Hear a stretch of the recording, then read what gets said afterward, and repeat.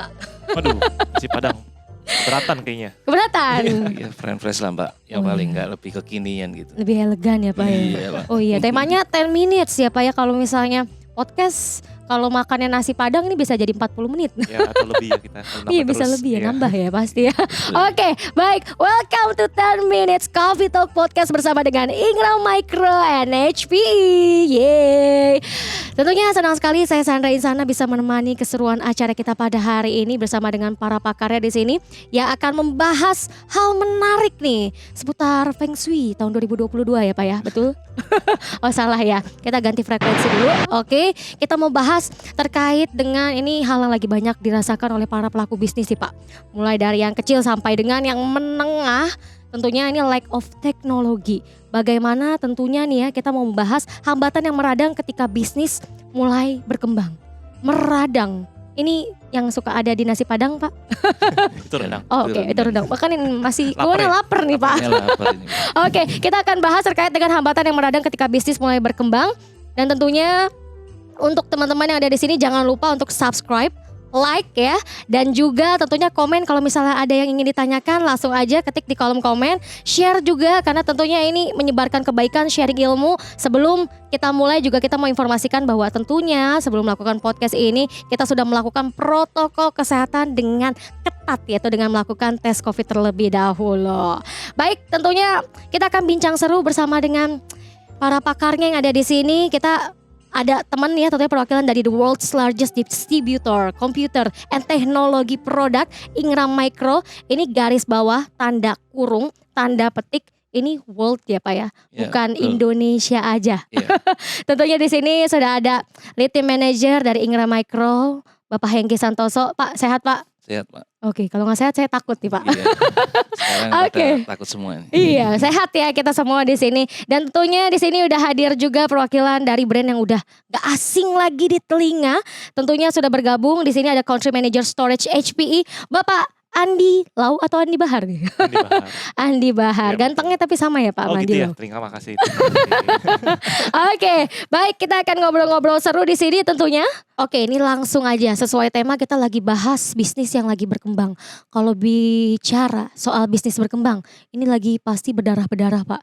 Ibarat lagu jatuh bangun aku mengejarmu gitu nih ya Pak ya.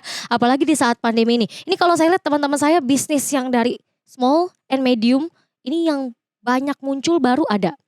Yang hilang juga ada. Yang naik ada, yang tenggelam say goodbye juga ada nih Pak. Nah sebagai Ingram Micro ini kan pelaku bisnis udah sejak tahun 79. Nah Pak Hengki ini melihat bagaimana sih Pak tren pertumbuhan usaha mikro ini seperti apa Pak? Oke, kalau yang saya ketahui Bu, kan dari 2010 lah itu mulai bisnis mikro itu berkembang. Bahkan di Badan Pusat Statistik itu dibilang hampir 50 juta bisnis UMKM. Nah, meningkat lagi sampai 2018-19 itu hampir 60 juta. Oh, Nah, cuman memang pada waktu pandemi kemarin ini banyak yang menurun, persis seperti yang Mbak tadi bilang, ada yang memang tetap bertahan, ada yang bahkan malah kalau bisa ambil kesempatan tuh dia naik. Tapi banyak juga yang memang gugur karena tidak bisa mengikuti perkembangan atau mungkin tidak bisa mengikuti ya apa namanya arus flow yang terjadi pada waktu perubahan di sisi COVID ini. Karena COVID ini kan impact-nya cukup lumayan kuat, nggak cuma di bidang apa namanya bisnis mungkin, tapi di keseharian kehidupan kita seperti itu sih. oke baik. Balik lagi ke pelaku bisnisnya, ke bisnisnya nih ya Pak ya. Nah peran pemerintah juga gimana nih Pak? Bantuannya ya, tentunya supportnya mungkin dalam hal permodalan, BLT, bahkan sampai ke komunitas-komunitas industrinya nih. Pemerintah bagaimana Pak? Ya kalau untuk bantuan pemerintah sebenarnya banyak cukup yang apa namanya dikeluarkan, bahkan sampai triliun. Nah bantuannya pun istilahnya berbagai macam, dari misalkan yang tadi BLT, ada yang bantuan biasa dari Banpres, kemudian ada juga yang apa namanya KUR, kredit usaha rakyat, Oke. tergantung apa namanya jenis usaha yang dilakukan. Nah kalau bantuan yang diberikan tuh memang cukup banyak, tapi impact-nya pada waktu COVID itu kan mungkin pada waktu kita terima, kita tetap harus mengembalikan. Hmm. Nah itu terjadi ya semacam jeda, bahkan banyak yang tadi gulung tikar tuh salah satunya penyebabnya karena itu. Nah di sini pada waktu Covid itu pemerintah yang dilakukan adalah melakukan relaksasi baik dari sisi bunga, terus kemudian misalkan dari bahkan pertama dari administrasi untuk KUR atau apa tadi dipermudah Hmm. supaya orang bisa mendapatkan pinjaman semakin mudah. Tapi di Mm-mm. sisi lain secara bunga terus kemudian jangka waktu itu dilakukan relaksasi jadi makin panjang dan bunga makin kecil supaya ya apa namanya karena pemerintah ini maunya bisnis UMKM ini sebagai salah satu penunjang di bisnis yang lain jadi supaya bisa tetap bertahan seperti itu sih Mbak. Oke, jadi pemerintah juga tentunya punya support, punya peran, tapi Ya, balik lagi ke pelaku bisnisnya ya. betul. Nah sekarang saya mau beralih, Pak Andi. Pak, ini kalau bicara soal bisnis, gak jauh-jauh ya di era 4.0 ini tentunya teknologi nih. Kalau misalnya ada lagu I love you to the bone. Kalau teknologi ini katanya merupakan ada quote-nya teknologi sebagai backbone terhadap ekspansi bisnis. Nah ini boleh dijelaskan Pak terkait ini bagaimana? Iya, jadi kalau kita lihat ya pertama ya, kita bisa melihat bahwa teknologi itu sudah sangat cepat berkembangnya ya. Kita sudah jauh pesat gitu ya. Contohnya kita ngeliat di semua lini industri di Indonesia atau di market di world market juga Hmm. ya, bahwa teknologi itu berperan sangat tinggi. Kita lihat di sisi telekomunikasi contohnya. Dulu kita bicara mengenai teknologi legacy. Hmm. Kita pakai SMS, pakai voice chat, pakai voice call, ya kan ya. Hmm. Nah, tapi zaman sekarang itu semua serba data, Oke. chat Iya. dengan internet, berbasis internet. Dan juga kita bisa melihat dari sisi transportasi industri. Kita lihat dahulu kita menggunakan transportasi yang cukup tradisional gitu ya. Tapi sekarang kita melihat semua itu sudah mengacu kepada berbasis teknologi. Kita melihat adanya ojek online. Nah, itu kan semua menggunakan basis teknologi di belakangnya. Makanya kita bilang bahwa sebenarnya itu kita berbisnis itu rely kepada teknologi yang ada di belakangnya bisnis-bisnis tersebut. Karena bisnis itu bisa sangat berkembang ketika kita bisa utilize dari teknologi-teknologi yang ada pada backbone tersebut. Itu sih Oke. kira-kira. Nah Pak, ini kalau bicara soal small medium business, mikirnya kalau teknologi nanti aja lah kita kan masih baru nih, masih beranjak. Jadi nanti balik lagi tadi kayak yang disampaikan oleh Pak Hengki ya. Ini banyak yang muncul juga. Kalau tanpa teknologi, apakah bisa nih Pak bersaing di tengah-tengah persaingan kini di mana semuanya pengennya serba cepat. Tapi nggak pakai teknologi masih ada yang manual. Pandangannya gimana nih Pak? Mungkin ada case-case juga yang bisa di-share nih Pak. Iya, jadi kalau kita lihat sebenarnya semua kita mau lakukan bisnis apapun, teknologi itu bisa membantu kita untuk berkembang seperti yang tadi saya Hmm. sebutkan ya. Jadi mereka rely dari teknologi tersebut untuk how to expand the business. Hmm. Nah, kalau misalnya ada perusahaan-perusahaan kecil atau misalnya kita sebut dengan SMB ya, small medium business ya, Hmm. itu ingin melakukan bisnis secara tradisional, apakah bisa? Bisa saja, tapi apakah dia berkompetisi dengan bisnis-bisnis lainnya? Apakah bisa cepat? Kita sebutkan Hmm. time to market ya. Yes. Ketika kita melakukan suatu bisnis ekspansi, time to market adalah sesuatu yang sangat penting gitu ya. Kita lihat seberapa cepat kita bisa cope dengan kebutuhan dari sisi kita melakukan bisnis tersebut. Jadi balik lagi apakah bisa tapi apakah bisa berkompetisi dengan pesaing-pesaing lainnya belum tentu, Mbak Oke. Sandra ya. Karena small medium ini juga pasti mimpinya jadi big ya Pak ya. Udah pasti, saya kalau mau melakukan usaha juga saya kalau mau buka bisnis juga saya pasti keinginan saya adalah jadi besar dong, jadi big, jadi satu unicorn gitu seperti startup. Startup kan starting small ya. Yes. Nah, tapi kan ada beberapa startup di Indonesia itu yang sudah menjadi unicorn. Ya, seperti That's right. itulah kira-kira. Oke, baik. Nah, nyambung nih Pak. Dari tadi pembahasannya Pak Andi, ini kalau ngomongin teknologi gak jauh-jauh dari data. Saya mau nyanyi lagi. Ini lama-lama kita ganti nih ya, tebak lagu. Oke, nggak jadi podcast ya. Harta yang paling berharga adalah keluarga. Tapi nih kalau udah keluar rumah sekarang ini harta yang paling berharga adalah istri muda. Oh enggak, adalah data. Nah Pak, data ini pasti meningkat terus makin banyak. Ini peningkatannya bagaimana sih? Dan memang kenapa sih harus data? Memang sepenting apa Pak Hengki? Ya, jadi kalau yang seperti kita ketahui, kalau yang sekarang ini data itu kalau dikumpulkan bisa menjadi suatu informasi dan bahkan satu informasi ini Kalau zaman dulu perang itu bisa jadi senjata yang paling utama. Oh. Jadi itu kalau kita ngomong perang, tapi kalau untuk kayak, bisnis, jadi data ini kalau kita olah dengan baik, informasi yang kita pakai itu bisa katakan untuk yang tadi Pak Andi bilang, salah satunya time to market. Hmm. Nah, kalau kita mendapatkan informasi yang tepat, itu kita bisa, menjual dengan lebih cepat.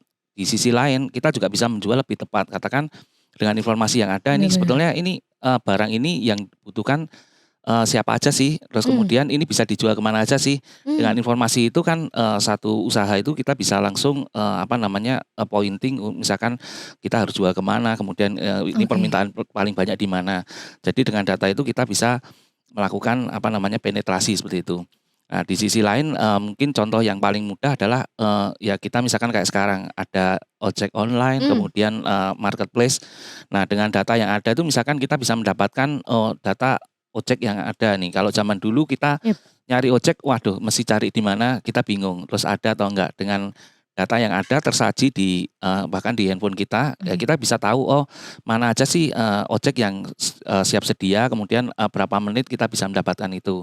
Di sisi lain katakan barang, kalau zaman dulu kita cari barang mungkin, lebih lama carinya, kemudian, secara barang ini apakah udah paling murah, nah itu kita akan sulit. Dengan sekarang ini data itu, menjadi informasi, jadi kita bisa mendapatkan, ya tadi misalkan dengan handphone itu kita bisa membeli barang, paling murah, kemudian kita bisa membanding-bandingkan. Nah itu bayangkan kalau itu terjadi di satu perusahaan. Nah, perusahaan itu bisa mengolah dengan baik sehingga, ini bisa jadi senjata yang tadi saya bilang. Oke, jadi bahan analisa buat pengambilan keputusan. Salah satunya seperti itu. Oke, keren-keren. Iya. Kalau ketika, nah datanya ini terhambat nih Pak, lack of teknologinya kayak gimana Pak? Ya, jadi kalau seperti yang tadi Pak Hengki sudah jelaskan ya, Iya. sebenarnya data itu sangat penting ya. Jadi kita melihat, kita bisa menjadikan data itu sebagai satu weapon ketika bisnis itu mau berkembang. Jadi kita lihat, kita mengutilize apapun data yang sudah ada, kita olah, kita analisa, lalu kita baru merilis sesuatu produk atau suatu solusi atau suatu bisnis based on data tersebut kan ya. Jadi kalau kita lihat bahwa data tersebut ada terhambat atau kita bilang lack of teknologi di mana Yes. IT infrastruktur di belakangnya tidak bisa menopang dari kebutuhan-kebutuhan tersebut. Artinya secara tidak langsung bisnis itu pun akan mulai terhambat. Dia tidak bisa terutilize, tidak bisa maju karena hambatan-hambatan terjadi di belakangnya. Seperti itu. Oke, sehati. Kalau data terhambat, bisnis terhambat. Benar. Makanya kita butuh solusi teknologinya, Pak. Boleh di-sharing solusi teknologi yang tentunya bisa menjawab tantangan atau hambatan ini. Tapi kalau kita bicara soal small and medium business, ini yang terjangkau, pricingnya ini yang seperti apa solusinya, Pak? Ya paling enggak kalau yang secara data berarti kita kan, tadi Pak Andi juga bilang adalah, yang pertama itu ketersediaan data. Bagaimana kita selalu bisa mendapatkan ketersediaan data. Jadi kalau misalkan pas butuh, ya data itu sudah ada di tempatnya. Jadi kita nggak perlu mengolah yang terlalu gimana. Yang pertama yang pasti dibutuhkan infrastruktur yang tadi Pak Andi juga bahas harus kuat. Jadi paling enggak udah, bisa major untuk menopang bisnis mereka. Terutama, sebagai kayak, pertama, servernya, kemudian ada untuk yang media penyimpanan sebagai tempat penyimpanan data itu harus secara, teknologi itu bisa mengikuti. Yang kedua juga secara ketersediaan data tadi bisa selalu, secara kecepatan juga bisa memenuhi itu tersebut. Oke, dan tentunya secara pricingnya juga ada ya Pak? Pastinya, Ada ya? karena kalau small medium kan mereka memang, budgetnya terbatas. Jadi memang harus mengikuti, dari salah satu kebutuhan dan budget mereka. Oke, dan ada Gitu. tentunya yang seperti itu ya. Ada. Nah, kalau ngomongin storage, HPE sebagai perusahaan storage yang udah dipakai bukan hanya oleh perusahaan-perusahaan di Indonesia Pak, tapi di seluruh dunia. Solusinya Pak untuk small and medium business ini yang paling tepat apa? Akankah nanti ini instalasinya susah, kemudian juga mungkin nih udah ada kok kita tapi pengen ganti, pengen move ke HPE. Ini bagaimana Pak migrasinya? Oke, jadi kalau kita lihat, dari HP sendiri kita punya solusi untuk SMB market ya, khususnya dari sisi storage ya kita bicara ya. Kita punya HPE MSA Storage. Nah, MSA Storage ini didesain secara, affordable acceleration application, yang artinya kita memiliki satu tagline yaitu simplification, flexibility, yang artinya cukup mudah untuk digunakan, cukup mudah untuk diimplementasikan, cukup mudah juga untuk dioperasikan. Nah, jadi ini sebenarnya cocok untuk SMB market di mana resources IT biasanya cukup limited ya. Karena kan kita bicara perusahaan yang SMB gitu ya. Jadi IT resource-nya itu tidak banyak gitu ya. Nah, MSA Storage ini sangat cocok digunakan untuk mereka. Ini suatu solusi yang sangat kita banyak gunakan untuk remote office. Remote offices itu karena balik lagi simple. Ya, seperti itu sih kita. Nah, untuk migrasinya sendiri, untuk instalasinya sendiri apakah rumit atau enggak? Seperti saya bilang, sudah pasti simple. Dan juga perlu diingat bahwa HP itu menawarkan end-to-end solution. Jadi bukan hanya perusahaan storage. Tapi HP itu menyediakan end-to-end IT solution dari server, storage, sampai ke sisi point next, yaitu support. Nah, jadi dari sisi instalasi, dari sisi support itu semua di cover atau memasuki ruang lingkupnya si HP sendiri gitu. Karena kalau bicara IT ini gak jauh-jauh, sekarang kompleks ya Pak ya. Dan di sini solusinya simple. Walaupun perusahaannya besar, tapi tentunya menyediakan solusi untuk yang small and medium business. Nah, ini kalau kita bahas lebih dalam menarik banget Pak. Tapi ini bisa panjang berepisode-episode. Betul, ntar nasi padangnya gak cukup loh. Ini masih ini nambah boleh gak sih? Pak. Nah, ini kalau kita pengen cari tahu informasi lebih dalam lagi terkait dengan MSA Storage ini, gimana nih Pak Hengki? Ya sebenarnya kalau untuk informasi sendiri bisa didapatkan di reseller atau mungkin media online marketplace. Cuman kita Ingram Micro ini sebagai distributor resmi, jadi kalau mau cari barang yang memang istilahnya kualitas yang bagus, kemudian ada warantinya, itu kita bisa cari di Ingram Micro. Jadi kita bisa kontak ke Ingram Micro aja untuk mendapatkan solusi tadi itu. Nggak usah khawatir, nggak usah sedih, end-to-end solution, carinya juga nggak usah bingung, langsung ke Ingram Micro. Mantap. Wah, keren nih Pak.